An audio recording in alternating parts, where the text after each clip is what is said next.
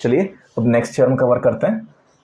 इससे previous theorem ने क्या पढ़ी थी, that a cord makes double the angle eight the centre of the angle it makes on circumference. मतलब circumference पे जितना एंगल बना रही है कॉर्ड, उसका डबल बनाती है सेंटर पे, या फिर ऐसा कह सकते हैं सेंटर पे जितना बना रही है उसका आधा सर्कमफेरेंस पे बनाएगी। ठीक, उसी से रिलेटेड अगली थ्योरम है, देखो क्या कहता है, अ cord makes equal angle on the circumference in the same segment.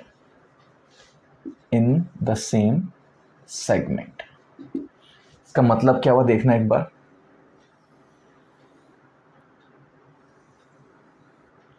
Let's say ये कोई सर्कल है आपका और ये इसका सेंटर ले लेते हैं अपन O, और ये कोई कॉर्ड ले लेते हैं अपन AB।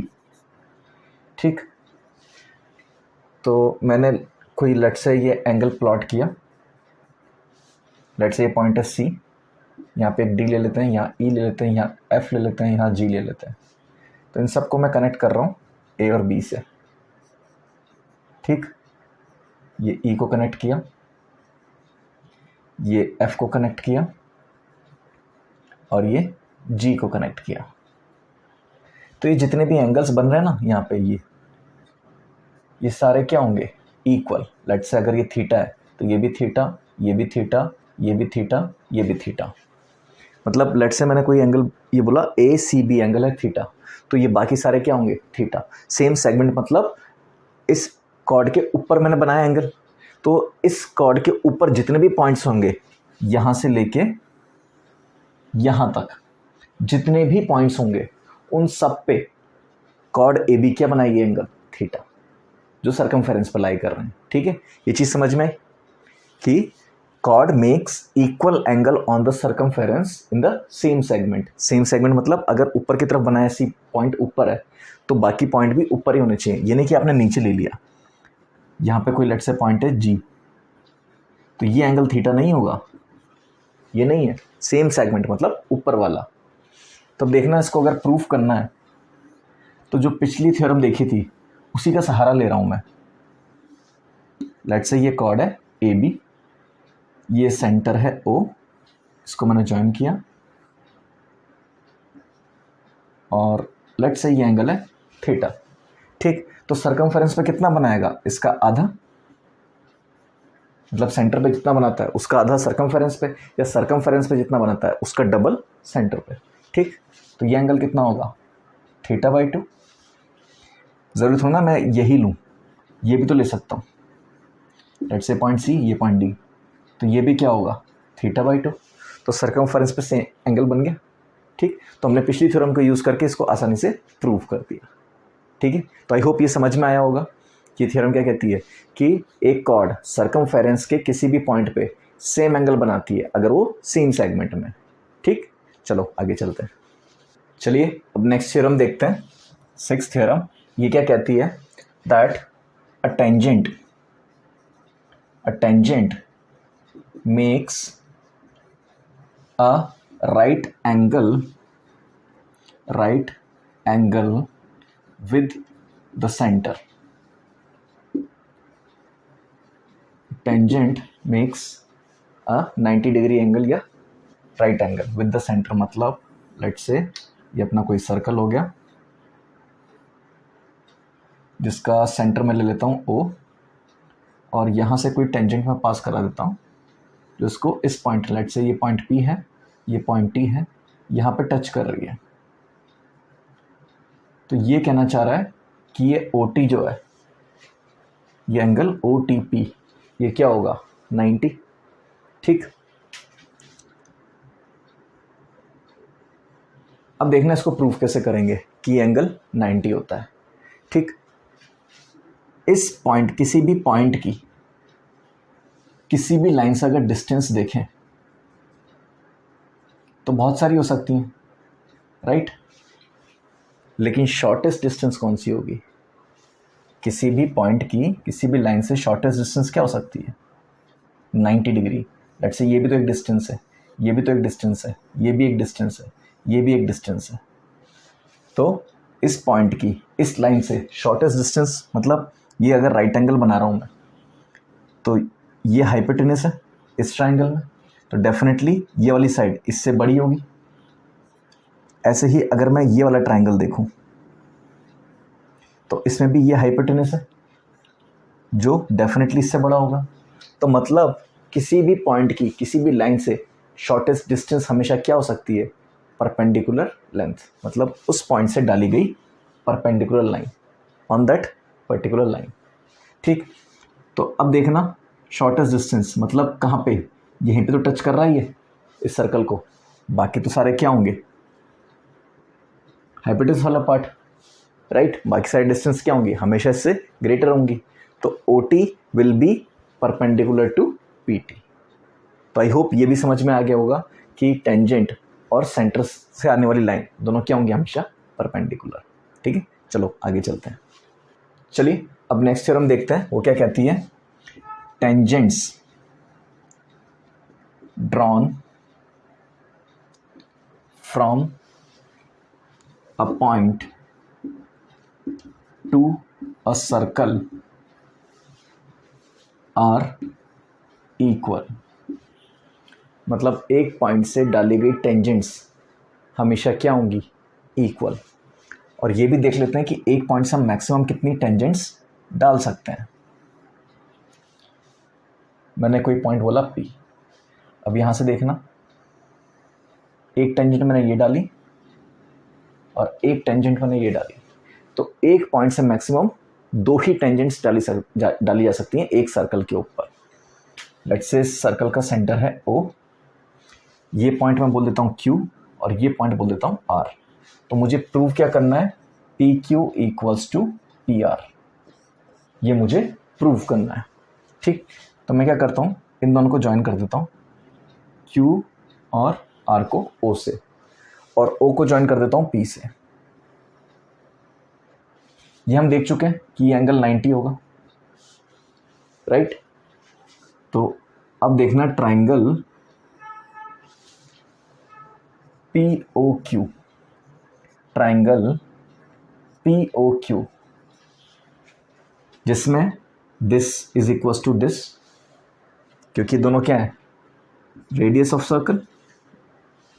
OQ and OR are radii, OP is common. अगर मैं बोलूं OQ equals to OR, OP is common, then by RHS मैं क्या कह सकता हूं? POQ common O radius, common O radius is congruent to triangle POR by RHS congruency. ठीक, तो अगर ये दोनों इक्वल हैं, मतलब कॉन्ग्रुएंट है, तो डेफिनेटली क्या होगा? PQ इक्वल्स टू PR, यही चीज होगी। मतलब इन दोनों टेंजेंट्स की लेंथ क्या आ गई? इक्वल। और यही हमें प्रूव करना था that tangents drawn from a point to a circle are equal, और एक पॉइंट से हम 2 ही टेंजेंट्स बना सकते हैं एक सर्कल के ऊपर। ठीक है, चलो आगे चलते हैं। चलो अब नेक्स्ट थ्योरम देखते हैं, that is alternate segment theorem. अब देखो ये कहती क्या है। अ cord makes an angle in the alternate segment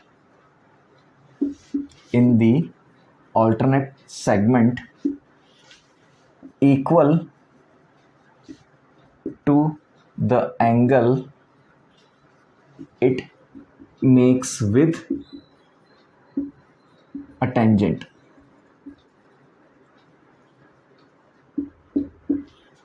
भाषा में कंफ्यूज मत होना, सिर्फ पर्पस समझना है कहना क्या चाहता है।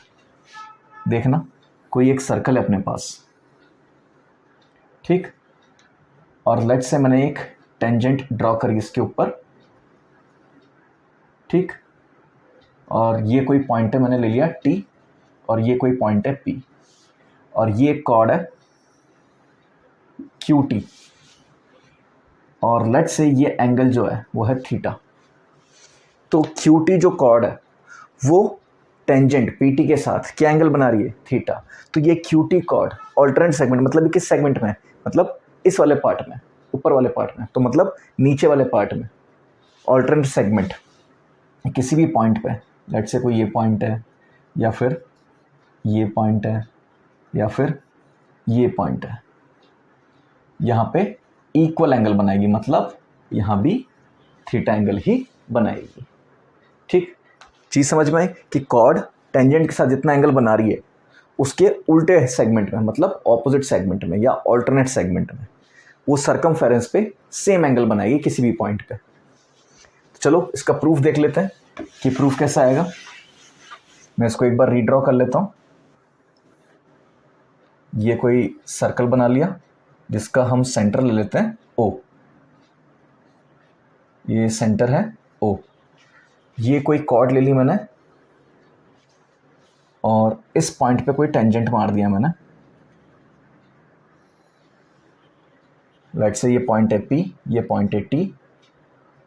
P इधर ले लेते हैं, चलो आपको देखने में भी आसानी होगी। ये पॉइंट है P, ये पॉइंट है T और ये Q ले लेते हैं और ये एंगल अपने को थीटा दे रखा है।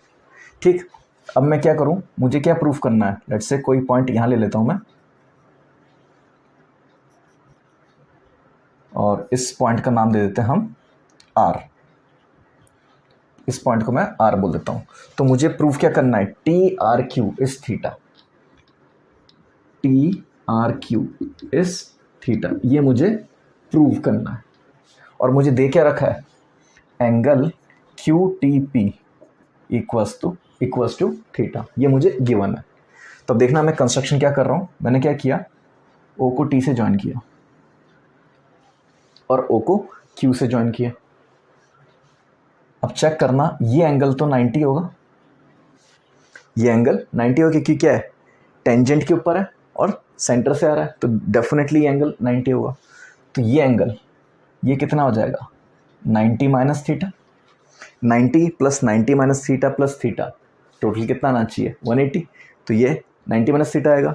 अब देखना OT and OQ are equal, तो डेफिनेटली ये एंगल भी कितना होगा, 90 माइनस थीटा। ऑपोजिट साइड्स हैं तो ऑपोजिट एंगल भी इक्वल होंगे। ऑपोजिट साइड जो इक्वल हैं तो उनके ऑपोजिट एंगल भी तो इक्वल आने चाहिए, राइट। सो 90 माइनस थीटा, 90 माइनस थीटा कितना हो गया, 180 माइनस 2 थीटा। तो एंगल सम प्रॉपर्टी से ये एंगल क्या आ जाएगा, 2 थीटा, राइट। अगर ये एंगल 2 थीटा है तो ये एंगल कितना आएगा, थीटा, जो हमने प्रीवियस थ्योरम में पढ़ा था कि जितना भी एंगल सेंटर में बनाती है कोई कॉर्ड, उसका हाफ सरकमफेरेंस पे बनाती है सेम सेगमेंट में। ठीक, सेम सेगमेंट की बात हो रही है। तो ये कॉर्ड के ऊपर है सेंटर, ये सेगमेंट, तो उसी सेगमेंट में हमने देखा सरकमफेरेंस पे, तो यही ऑल्टरनेट सेगमेंट भी यही कह रही है। ठीक, तो आई होप ये भी समझ में आया होगा ऑल्टरनेट सेगमेंट थ्योरम क्या कहती है कि कॉर्ड टेंजेंट के साथ जो भी एंगल बना रही है उसके ऑल्टरनेट सेगमेंट में सरकमफेरेंस पे सेम एंगल बनाएगी। ठीक है, चलो आगे चलते हैं। अब देखो नेक्स्ट थ्योरम क्या है, टेंजेंट सेकंड थ्योरम। इसका एक्सप्लेनेशन देखना भी क्या है कि लेट्स से ये कोई अपना एक सर्कल है, ठीक, ये कोई पॉइंट है P, यहाँ से मैंने एक टेंजेंट मारी सर्कल के ऊपर T और एक सेकंड मार दी। लेट्स से ये इसका सेंटर हो गया O, ये कोई पॉइंट है P, ये कोई पॉइंट है T, ये कोई पॉइंट है A और ये कोई पॉइंट है B। तो टेंजेंट सेकंड थ्योरम क्या कहती है, PA into PB is equals to PT square. Tangent second theorem, ये जो टेंजेंट इसका स्क्वायर है वो PA इंटू PB इसके इक्वल होगा। ठीक, तो चलाओ उसको प्रूफ करते हैं। अब देखो PT स्क्वायर दिख रहा है ना, और हमको पता है ये 90 बनाएगा, तो थोड़ा सा याद रखना कि हम बोधायन सूत्र यूज़ करने वाले हैं इसमें, थोड़ी सी चीज़ समझ में आई होगी यहाँ से देखने पे।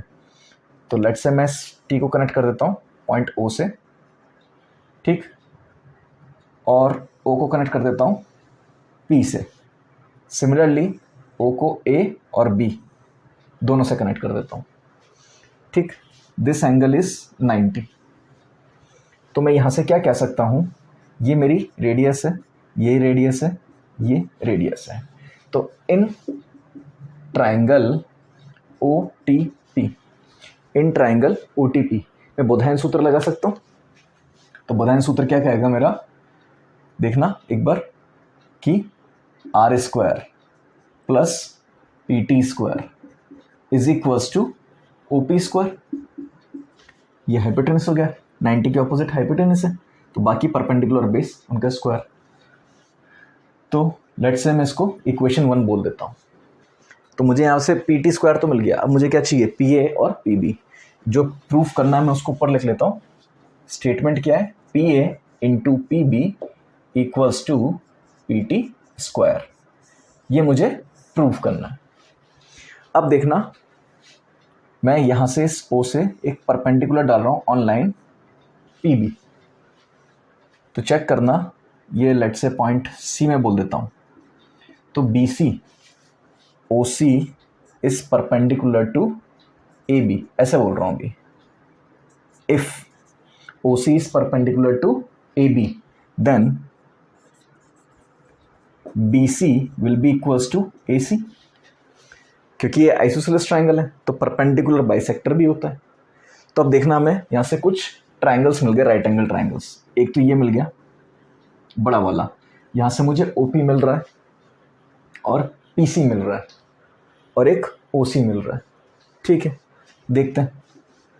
तो इन ट्राइंगल OCP फिर से हम बोधायन सूत्र लगा देते हैं। तो बोधायन सूत्र क्या है, 90 के ऑपोजिट क्या हो गया, OP²।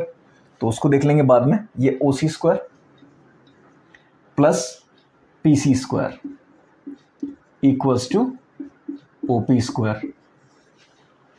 तो अभी हमें यहाँ से ऐसी कोई भी चीज़ नहीं मिली जो हमें चाहिए, बस ये PC को हम ब्रेक कर सकते हैं PA एंड AC में। ठीक है, तो उसको मैं अगर लिखना चाहूँ OC² इक्वल्स टू PC को मैं क्या लिख सकता हूँ, PA प्लस AC का whole square equals to OP²। ये इक्वेशन 2 बोल देता हूँ मैं। ठीक, अब ऐसे ही एक ट्राइंगल में ये भी तो ले सकता हूँ, छोटा वाला। यहाँ से मुझे OC मिल जाएगा, तो मुझे OC हटाना है।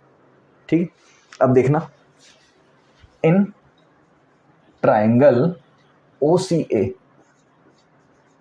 इन ट्राइंगल OCA फिर से मैं बोधायन सूत्र लगा रहा हूँ।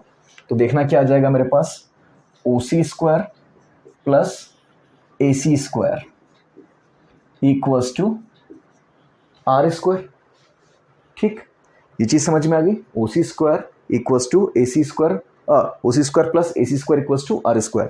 तो यहाँ से OC² निकालना चाहूँ तो क्या आ जाएगा, R² minus AC²।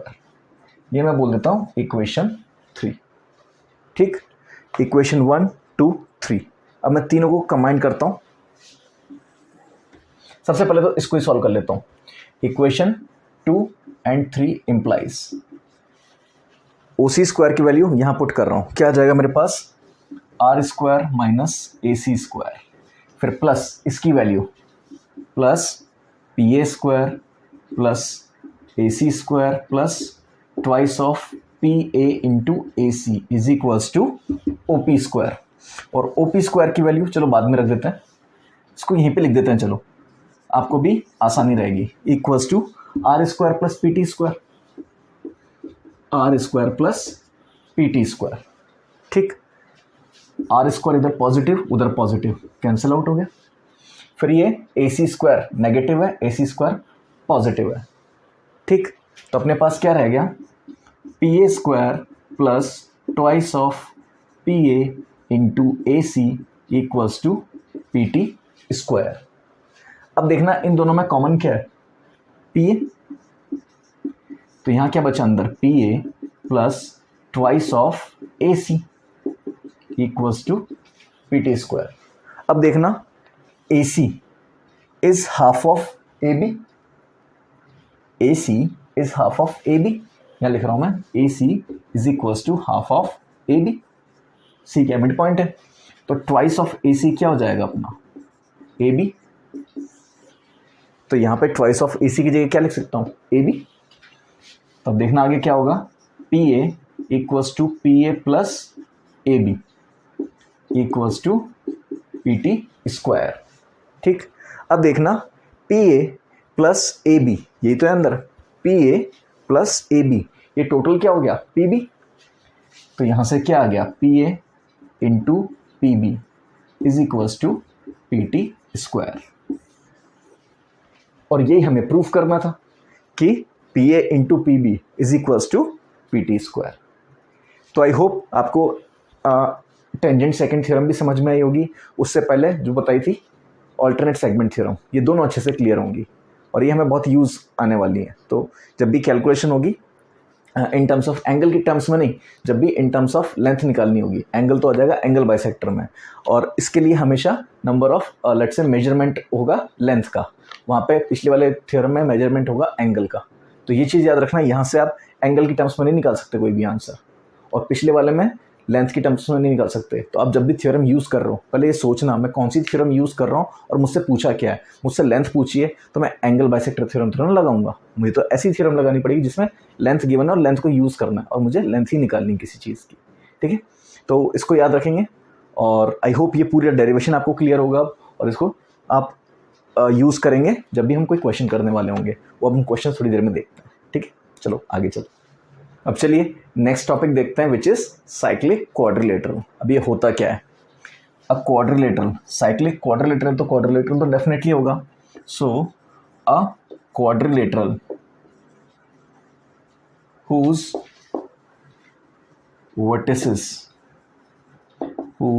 vertices lie on the circle, whose vertices lie on the circle। मतलब लेट्स से कोई अपने पास एक सर्कल है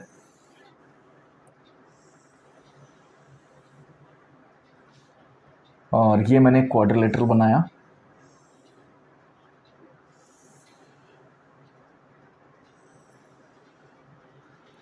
ठीक। अब कैसे भी शेप का बनाओ उससे कोई फर्क नहीं पड़ता, है साइक्लिक, ABCD। ठीक, तो मतलब चारों वर्टिसेस का होनी चाहिए सर्कल के ऊपर, तब क्या कहलाएगा ये साइक्लिक क्वाड्रिलेटरल। अब देखो इसकी प्रॉपर्टी क्या होती है, सम ऑफ ऑपोजिट एंगल्स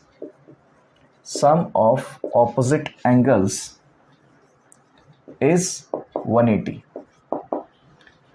अगर सम ऑपोजिट एंगल्स का 180 है तो वो क्वाड्रिलेटरल साइक्लिक होगा, और अगर वो साइक्लिक है तो ऑपोजिट एंगल्स का सम 180 होगा। ठीक है, चलो देखते हैं कैसे। लेट्स से ये कोई पॉइंट है O, ठीक। अब देखना मैं इसको थोड़ा सा और इधर की तरफ बना देता हूँ, उसका एक पर्पज़ है, मुझे कुछ दिखाना है आपको, तो इसलिए थोड़ा सा मैं लाइन से हटा रहा हूँ। ठीक, अब देखना कॉर्ड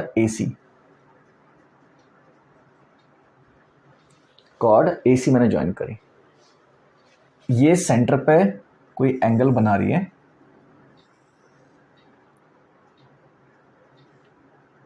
2 थीटा, लेट्स से, चलो थीटा ही मान लो, सेंटर पे एंगल बना रही है थीटा, तो सर्कमफेरेंस पे कितना बनाएगी, इसका आधा, सर्कमफेरेंस पे ठीक इसका आधा बनाएगी, θ/2। ठीक, ये तो मैंने लिया ये वाला। अब देखना ये आर्क, ये एंगल कितना होगा, 360 माइनस थीटा। तो अब इस आर्क को देखूं तो ये सेंटर पे एंगल कितना बना रहा है, अभी तो हमने AC को देखा था, अब AC कॉर्ड की जगह AC का ये वाला पार्ट देखो, ये पूरा AC और उसके बाद ये पूरा AC देखेंगे, तो ऊपर वाला AC मतलब this part making an angle theta eight the centre, and this AC part making 360 minus theta eight the centre, ये तो बनाएगा।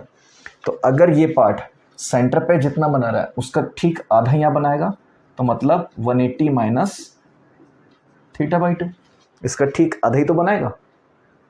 दोबारा देखो, मैंने AC कॉर्ड को दो तरीके से देखा, एक माइनर सेक्टर की तरफ से और एक मेजर सेक्टर की तरफ से। माइनर सेक्टर की तरफ से मैंने अज्यूम किया सेंटर पे एंगल बनाया इसने थीटा, तो सर्कमफेरेंस पे कितना बनाएगा, ठीक उसका आधा, θ/2। अब उसी आर्क को मैंने मेजर पार्ट से देखा, अगर ये एंगल थीटा है तो ये एंगल कितना होगा, 360 माइनस थीटा, तो which is nothing but the angle made by this major arc AC at the centre. ठीक, तो ये सर्कमफेरेंस पे कितना बनाएगा, इसका आधा, तो 180 माइनस θ/2। अब देखो angle B plus angle D कितना आ जाएगा, 180 माइनस θ/2 प्लस θ/2, ये दोनों कैंसिल, कितना आ गया 180 डिग्रीज। तो एंगल B और एंगल D क्या है, ऑपोजिट एंगल्स। तो अगर इन दो एंगल्स का सम 180 है तो इन दो एंगल्स का अपने आप 180 आ जाएगा, क्योंकि है तो quadrilateral, sum of inter angles कितना होता है 360। ठीक, तो आई होप ये समझ में आ गया होगा कि साइक्लिक क्वाड्रिलेटरल क्या हुआ, जिसकी चारों वर्टिसेस सर्कल पे लाई कर रही हैं, तो उसकी एक इंपॉर्टेंट प्रॉपर्टी क्या होगी, सम ऑफ ऑपोजिट एंगल्स इज 180। और अगर सम ऑफ ऑपोजिट एंगल्स 180 आ रहा है तो वो अपने आप क्या हो गया, साइक्लिक क्वाड्रिलेटरल। ठीक है, चलो आगे चलते हैं।